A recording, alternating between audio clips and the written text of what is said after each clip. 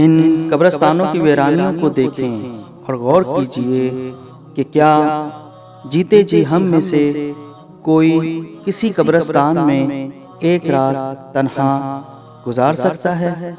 شاید کوئی بھی ہمت نہ کر پائے۔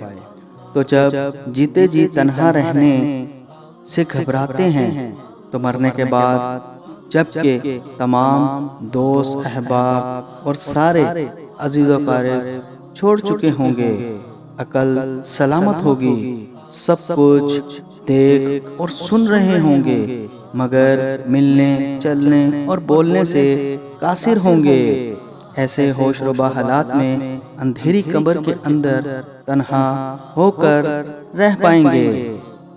اپنا حال تو یہ ہے کہ اگر آزائشوں سے بھری بھرپور زندگی، خوبصورت ایئر کنڈیشن کوٹھی میں بھی تنہا قید کر دیا جائے تو گھبرا جائیں گے۔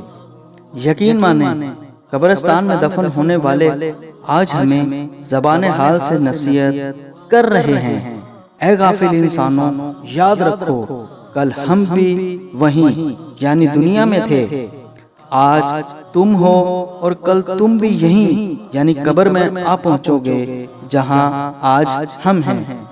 یقیناً جو دنیا میں پیدا ہوا اسے مرنا ہی پڑے گا، جس نے زندگی کے پھول چنے اسے موت کے کانٹے نے ضرور زخمی کیا، جس نے خوشبوؤں کا کنج یعنی خزانہ پایا اسے موت کا رنج مل کر رہا۔